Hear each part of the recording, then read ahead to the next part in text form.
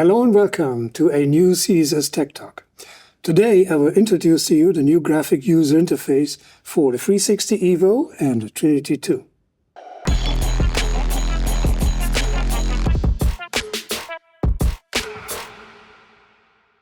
In 2022, we launched the first generation of this GUI, which had been designed for the TRINITY 2. The last 2 years' experience and especially the feedback from CSS users had led us to massively enhance the structure and the functionality of the second generation.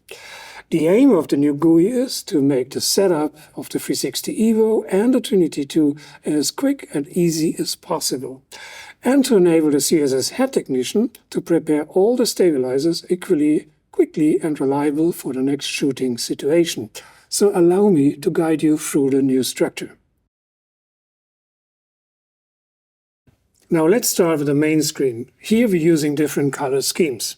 We have white areas with black letterings, which are only for information. This means the function and the current values are just displayed. White areas will not react to any touch. Then we have black areas with white borders. These areas you can touch directly and change values or functions. And then we have blue areas with a white border, which only will react if you hold down this field for more than 2 seconds. Just let me show this to you. Let's start with the speed value. As you can see, white letters on a black background. We can touch it, it's active, we can change the value. Deal done. The same with a white arrow on the black field. We can touch it directly and we can change direction. Well, if you want to enter the submenu of the pen, we have to hold down the blue field for 2 seconds. And then we can enter the submenu. The only exception here is the lower line, because here we have a combination. These are the user programs. To program the program, you have to hold down the field for 2 seconds, and again you can reach this way the submenu. And once the program had been defined, you just touch the field and the program will start. Let's start with the axis setup. We press pawn axis on the main screen for 2 seconds and we enter the submenu for pawn, tilde and row. As you can see, you see anyway all the 3 axes at the same time on the same page. Because in the end that makes your life easier because all the values of the other axes are visible at the same time. So the first thing we have to do, obviously, we have to assign a controller. So let's start with the pan axis. We go into the controller line. We touch the field, we press assign. We move the joystick is recognized, we press OK, and the pawn axis is assigned. We go to the tilde axis, same procedure, we touch assign, we move the joystick is recognized, we press OK, deal done. In the next step, we're going to use one of the wheels for the roll axis. So we touch the field, we touch assign, we rotate the wheel is recognized, and I press OK. So now there's an interesting thing to know about. We have different modes. So the joystick is in speed mode, which makes sense, but the wheels normally could and should work in angle or position mode. So to change between speed and angle mode, you hold down this field for 2 seconds, and now the roll axis is in angle mode. You can also see this little logo looks differently. So what is the difference? Things like joysticks, rocker and pedals can only work in speed mode, while controllers like the wheels or the encoder head can work in speed or in angle mode. Let's say we're using wheels, but we have a car shooting, a very dynamic shooting, or martial arts, whatever. Then even on the wheels, speed mode is the better choice because the wheels reacting a bit more, let's say, free to whatever happens. But if you're shooting a commercial where you need very, very precise movements, then you should change the wheels or the encoder head to angle mode because this is the very, very precise way to control the head. Because in angle mode, if you move the wheel, for example, to 60 degrees, the head will exactly stop at 60 degrees, which is also a good way to teach in later the programs if you need a really clear and precise starting position and an end position. Now let me just change back from angle to speed mode. And now let's say you don't need the wheels. So if you don't need a controller, it really makes sense to delete a controller. So to get rid of a controller, you just hold down that field and you press delete. And this way you can unassign the controller. Of course, same procedure like on the main screen. We have the values here. That means if I touch that field, I can directly change the value for speed, ramp, and window. And of course, as before on the main screen, when I touch this field, easily I can change the directions. But let's say you are really in a rush and you just have to connect a controller and you have to have a very fast way to set up the controller. You just touch this little A for automatic down here. Hold this for 2 seconds. And then this screen will show up and we will give you factory presets for the different controllers. So this is the fastest way to get any controller into work in a second. Of course, we have to adjust the speed of our controllers while shooting. So there's different ways. Number one, as we know already, we just touch on the main screen the speed field. We turn the knob, we press OK, speed is adjusted. Second way, we go into the submenu. We do exactly the same. We touch the field, we turn the knob, and the speed is adjusted. But let's say you want to have a direct access all the time to your speed levels. What you can do is you can assign one of the knobs permanently to this value. To do so, you have to touch the little field beside the speed value.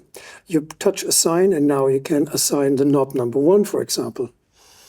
That means now every time you turn knob number 1, you're directly changing the speed value for the pan axis. So you can put speed values on any of the knobs or ramp values to any of the knobs. Now let's say we want to get rid of this. We go back into the submenu. We touch the K1 for 2 seconds. And then we go down here and we're going to delete the knob. We can do the same with the ramp, for example. Let's say you want to have always direct access to the ramp value. You press on the blue field, you touch assign, and now we assign another knob. And now this knob down here, K4, is all the time interfering with the ramp value. Let me just quickly remove the knob number 4 of the ramp function. I press it for 2 seconds. And I press delete, and the assignment is gone. Which brings us to the next chapter. As you can see here, we have ramp, and I think ramp is a quite clear function. As higher the value is, as softer the movement will start, and as softer the movement will stop. And the next thing you can adjust is the window. So window means how much I can move the joystick before the head is going to reacting. So here in the moment we have a quite low number. That means in the moment I'm touching the joystick, more or less immediately the head will move. But let's say you're shooting inside a car and the car is wobbling. It is better to higher the number. So bring it up to 8%. That means even if I'm accidentally touching the joystick, the head will not move. It needs a little bit more movement to even move the head. So higher window values is good in a car and a boat. Lower values is better if you're on the stand or on the table or Apple box or whatever. Just let me bring this back to 2%. On top of this, there's another way to adjust the touch and feel of the joystick to your personal taste. And this happens down here in the line sensitivity. So in the moment we have an analog joystick in speed mode, and it is adjusted to standard. But let's say you're using a microforce joystick, which is a fully digital joystick, and you would like to make that joystick to feel more analog. So what you do is you touch the field and you turn till the sensitivity goes to low. What we do now is we're adding a little curve to the digital information of the microforce joystick, so it feels more analog. Just let me bring this back. Now here on the roll axis, you can see we assigned the wheels. We are in angle mode. Here, the setup must be on linear, because this way you can make sure that all the signals from the wheels go straight into the head. Another thing you should do to make sure the wheels and the head are really connected perfectly to each other, The ramp, of course, should be 0, so there's no delay on the wheels. And of course, the window should be on 0 to make it as direct as possible. But there's a small difference in the way you control the speed. In speed mode, as we can see, we have a speed value, while in angle mode, in the speed field, there is no value at all. It's grayed out. The reason why is, in angle mode, you can only adjust the relation between the wheel movement and the head movement through the so-called ratio value. So in the moment, it's 0. That means the movement of the wheels and the head movement is synchronized. But if you need a faster head movement compared to the wheel movement, you take the ratio value up. Or the other way around. You want to have a fast wheel movement to get a very slow but fluid and liquid head movement, you take the ratio value down. So you see there are different ways to control speed and to adapt that values to your personal taste. Of course, the next crucial setup we have to do, because every camera setup is different, is PID values. You can enter the PID submenu by touching the PID icon. So what you see here is the PID values for the single axis. In the first line we have the motor power, and in the second lines we have PID. So motor power is just the electric power we offer to the motors, and then the PID values are working inside this amount of electric power for the motors. To speed up the process, we also have presets. So what you see here is the factory preset, and our factory preset is always perfect for a setup like this. A 35 or a mini, and a short zoom, and 3 motors, and a bit of accessories. So this is the factory preset. But let's say you have a longer camera setup, and you are in a rush, then just go to presets. And now let's play around and say, look, we have a more heavy camera, and we have a long lens, and then you see that adjustments are jumping to medium high. And when you go back now, you see the motor power is already 20% higher. That means we have more electric power and more torque already on the motors, and even the PID values went up. One more time. Same procedure. I go back to the presets, and now I go back to this setup, which it's a 10 kilo camera, and it's not too long. And you see the PID values are going back down. Or you have the same camera, but let's say we have a short prime lens, then we should really shorten the length, and we lower. As you can see, we lower also the motor power, because as shorter the camera gets, as less electric power we need on the motor to produce the right amount of torque. But let's say you want to play around yourself with the PID values, then you just touch, for example, the P value. You can play around and put it higher if needed. But you should keep in mind that the D value should always be 5 numbers or digits higher than the P value. So you have to put it up to 30. And to make sure you don't forget this, we offer another function, which is PID link. Because in the moment I put PID link on and you touch the P value and you bring it up, let's say to 20, you see the D value is following all the time automatically by 5 digits. So this is a very good way that you can play around with a P and you don't forget the D values. In the PID submenu, we also have 2 new functions. One is clutch and the other is drop. Clutch is a very interesting new function. So the idea behind this is, through this value, you can adjust or even fine-tune how fast and how direct the head is reacting to any kind of an external movement. So the idea is to make sure the head is not accidentally overreacting, which also means if the head is in a studio, on a dolly or on a crane, technically there is no need to have an extreme strong stabilization. So what you do, or you should do, is you just lower the value a little bit to just make sure when someone is moving the dolly, the head is not fighting the dolly unnecessarily. On the other hand, if the head is mounted to a car and you go really to humpy terrain, then you should take the clutch value up, even up to 100%, to make sure now the head is immediately reacting to any external movement. So the final function you will find on the PID submenu is the so-called drop function. The drop function is only needed if the remote is mounted to a crane or a spider cam, and if you do a real top-down shot. Because the problem is, when you do the PID settings, the camera is horizontal. That means the amount of torque you're adjusting is meant for that kind of a camera length. But in the moment you do a top-down shot, the camera gets shorter and shorter as much more it's looking down.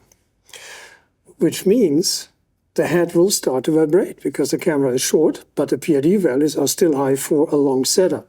So the drop adjustment here, or the percentage, allows you to adjust how much you're reducing the tilt and the pan PID values to the actual position of the camera.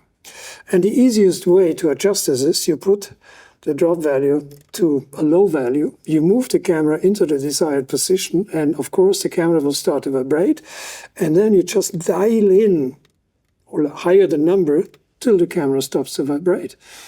Deal done, as simple as it is. So this is the drop adjustment. Back on the main page, at the lower part, you find the 5 user programs. On the very left side, there's the so-called custom home. So when you hold this field for 2 seconds, you're going to enter the sub-menu. As you see in a moment, everything is deactivated. So here now you can decide which of the axes you would like to program a home position. So you touch this on-off logo, and so we're activating the pan axis and we're activating the tilt axis. So don't forget, the head got a kind of a global home. This means the way you mounted the pan axis, the physically home of this remote head could be everywhere. So that you get a feeling for this, the best thing you do is let me just move the head a bit more. You touch this icon here, and we call this the so-called global home. That means now the head will show us where the physics zero of that setup is in the moment. But we would like to have a different home position. Now, let's say we would like to have a home position where the head is looking, let's say, this way. So you see in the moment I'm touching the pan axis, up here I have the actual position, which is a minus 131 degrees. So if I like this position, I just touch the position 1 and I program this value here. Now let's say you would like to have the head is looking down on the first home position. So the tilt now is plus 29 degrees. I press set and now I got this position here. To be able to recall this home position, I need a knob to be assigned. So I touch this, I touch assign, I press this knob. Very well. That means now every time I move the head to another position and I press B3, the head will go back to the desired home position. Now let's say you want to have a bit more fun with the home and you want to have a second home position. Let's say you move the head now to a different position. Like let's say we move it over here. And the head should look this way. Yeah, that looks good. We have a second line. That means now I can take the new position values into the second line. So actual position now is minus 5 degrees on the pan, and I put it here. And the tilt is minus 26. I put this in the second line. I press OK. So what happens now, every time I press B3, the head will move from the first position to the second position. So more or less the head is just going in between position A to position B. Before we talk about the custom role, I want to jump back to custom home. So in custom home, we defined start and stop positions, but we kept in our setup the roll on 0 degrees all the time, which is good. Because now when we want to be more creative, and we want to have, let's say, a movement which combines pan and the roll. Let me show you. So we make it quite fast. We say this first position is going to be 45 degrees plus. The other is 45 degrees minus.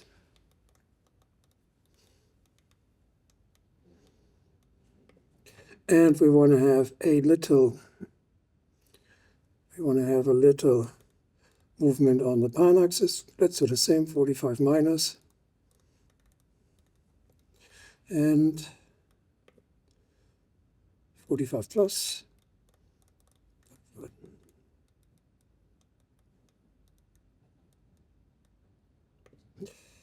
We're going to assign the trigger And here we go. So now every time I touch B4,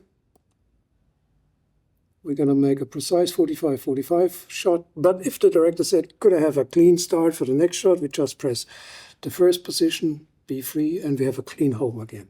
So now more or less already you designed two programs. You have a creative home, or what we call true roll, and you have a practical home just to have a clean start all the time. Now let's say we want to be even more creative and want to combine a zoom and a roll movement. To do so, we're using custom program. We hold it down for 2 seconds, and we activate the roll axis, and we activate the zoom axis. To be able to program in a zoom position, we have to go back quickly, and we have to enter the Focus Iris Zoom menu. So as you can see in a moment, nothing is assigned. So let's go quickly through the assign process. We're assigning the focus wheel, and we're assigning the zoom rocker.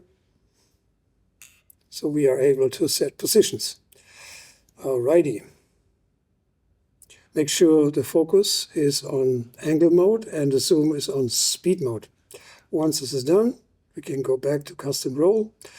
And now we can also define the start and stop position for the zoom. That means we're going to move the zoom to one end, and we press set. We move the zoom to the other end, and we press set. Now we do the same for the roll as we did before. I just take, again, I put in 45 degrees. Plus 45 degrees.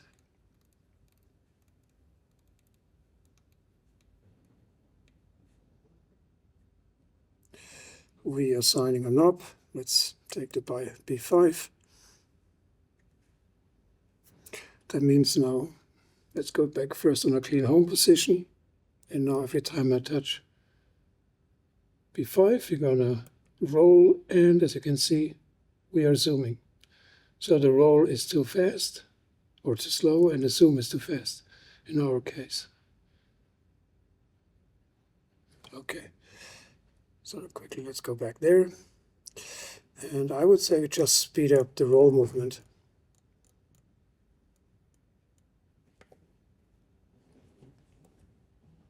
Here we go.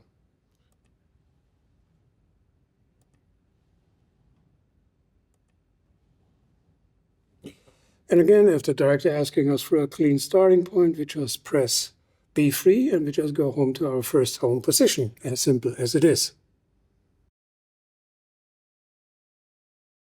Now let's say we have a crane, a long crane, and our remote head is mounted at the top of the crane. And the idea is that the crane is going to do a huge pan movement. So what we want to make sure is that the remote head and the crane is doing a synchronized movement. And to get there, we have to activate the so-called follow mode. So hold down the field for 2 seconds, and because we talk about a pan movement, we only need the pan axis. And here we have speed, ramp, and window.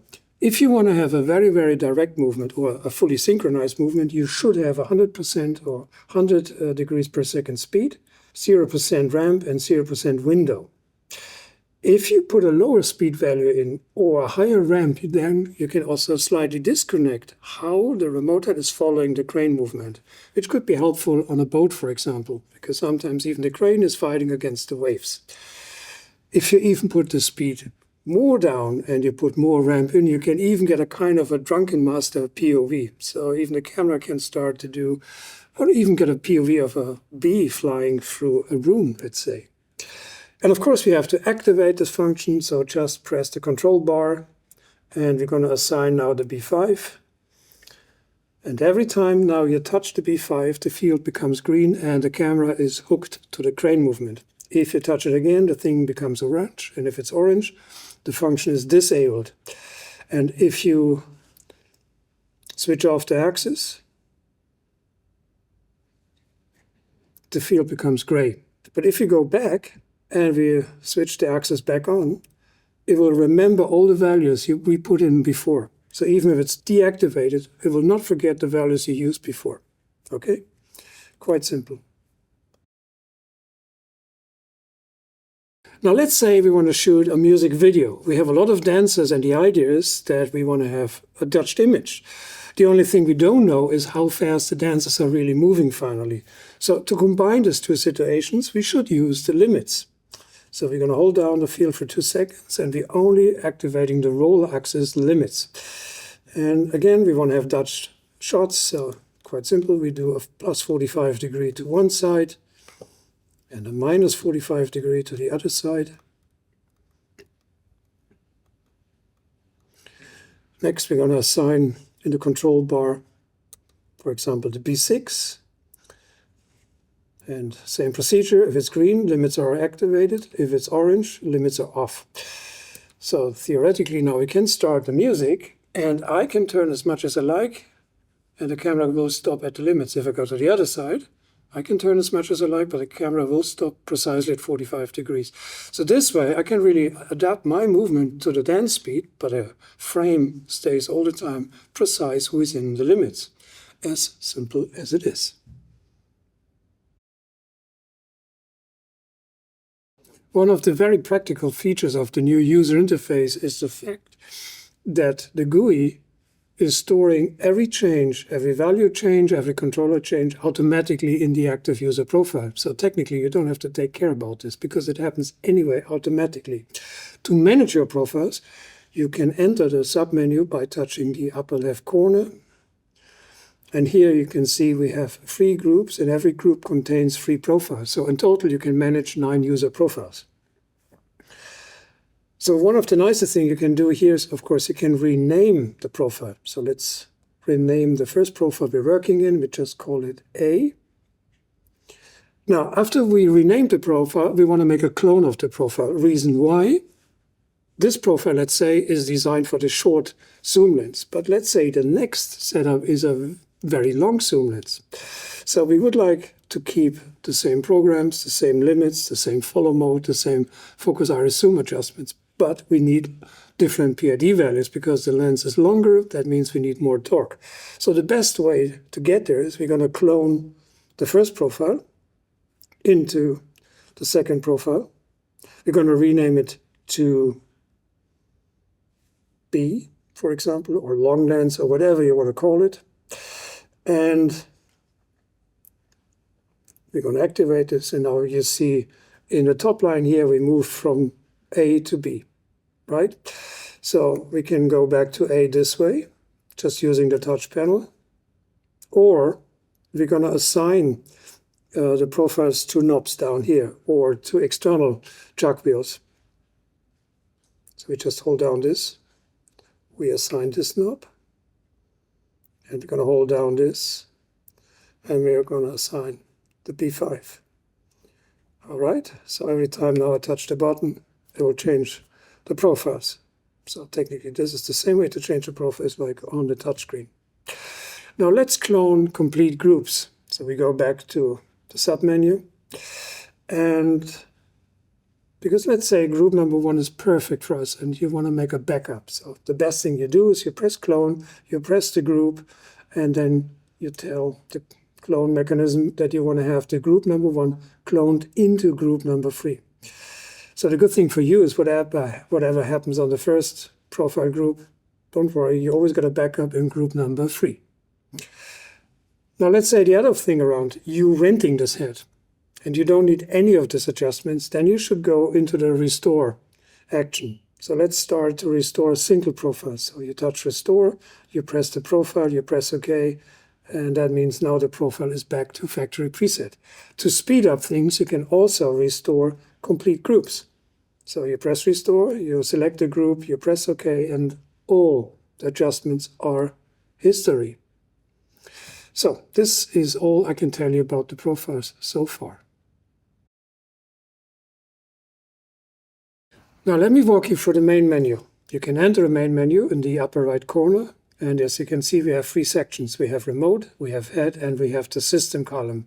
So let me walk you first through the remote side. So this is this part. Up here, of course, as it says, we can enter the user profiles, another way to enter the profiles.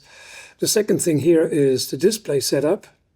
Here you can adjust the brightness of the display and the brightness of the knob. You can rotate the display, and you can activate a timeout. That means after 5 seconds the display will shut down, which could be helpful, just to ensure no one else is playing around on the display. But if you touch the display, it comes back immediately.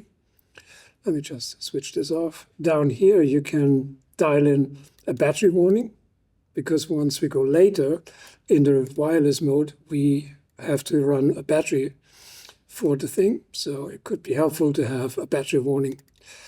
And the classic amount is 12.9 volt. Down here you can see what kind of controllers are assigned and what kind of functions they are doing. And here you have controller calibration, which is a very, very useful feature, because sometimes you may have a drift, and the drift doesn't come from the head. The drift can also come from one of your controllers. So it could make sense, before you're playing around with values, that you first calibrate the joystick, and then we take care about the drift in other ways. So in the head column, you find the so-called dynamic modes. The system offers 3 different dynamic modes: low dynamic mode, standard, where we are in, and high dynamic mode.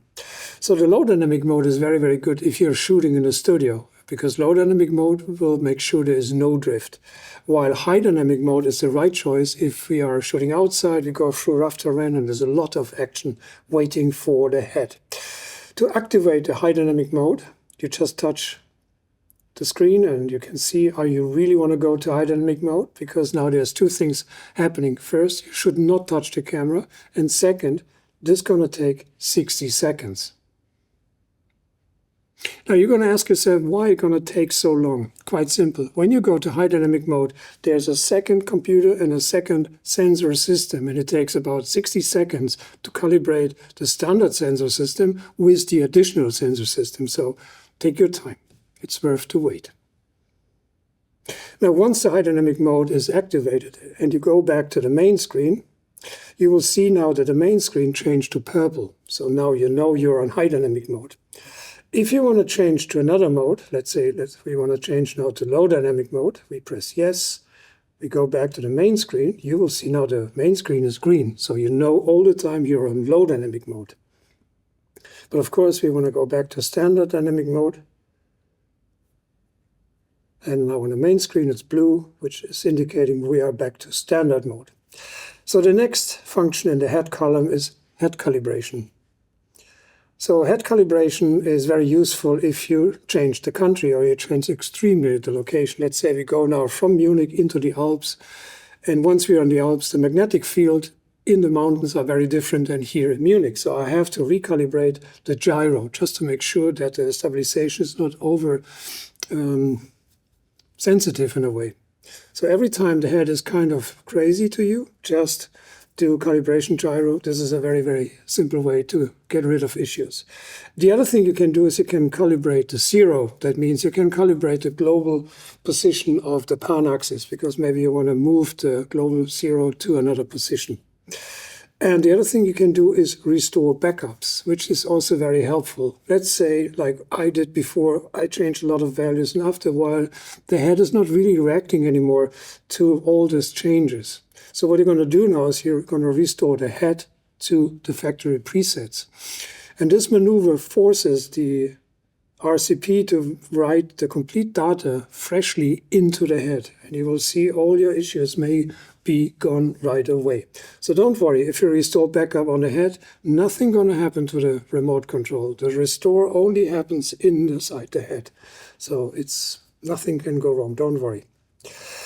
So let's go into the system column. The first thing down here is the so-called service knob, which is only for ARRI service people, so you need a special code to go into the service menu. But inside the service menu, we can read out the different status of the remote head. The next point here is language, which is on the way to come. We want to have some additional languages, especially Chinese. Here, which is very useful for all of us when you have a service issue, is the software status, because whatever goes wrong with your head, the first thing we have to know is your serial number and the software status, especially the one for the so-called LCPU, because this software status is all about LBus. the L bus inside the head and the L bus of the controllers. Because if you're running accidentally a too old L bus software on your controller, then this could be the reason why the motors don't work, the controllers don't work. Now, touching L bus CAN bus, you can see what kind of controllers are connected to the RCP and to the head, like the three C-Force Mini motors. You can see the serial number and you can see the actual software status. So please, from time to time, go to the ARRI webpage and check for the latest L bus software for your controllers. And last but not least, up here we have the so-called radio setup, which I would like to do in our own chapter for you. Now let me walk you through the radio pairing process. As you can see, the remote control is already powered by an external battery. And now we have both radio modules, which are the 2400 ERMs for Europe. So to pair them, you have to enter the main menu. So in the moment on the main screen, you can see the head is not connected because there is no connection at all to the head.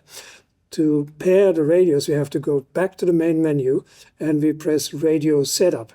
So at the moment you can see there is nothing connected. So let's start with the first radio module. You just put it in and the radio module will immediately start to do funny things on the main screen, right? It takes a while. And you see now on the main screen that the RCP is recognizing the radio module. It says it's made for Europe, it's running on 2.4 gigahertz. So now it's time to pair the modules. To do so, you press the pairing icon on the right side. And now we just wait and follow the instructions showing on the lower part of the screen. So what's happening is the RCP will first talk to the first radio module. And once this is done, it will ask us to detach the first module and to connect the second module. Also, this will take some seconds till the RCP is recognizing the second module. Meanwhile, we can take already the first module and just connect this already to the remote head. So as you can see, the RCP is still working on the second module. It had been fully recognized successfully, very good. Just wait another second, press OK, press another time OK, and here we are. So once the main screen is popping up, you know the radio setup was successful. So thank you for watching this CSS Tech Talk, and I hope to see you soon again. Have a nice day.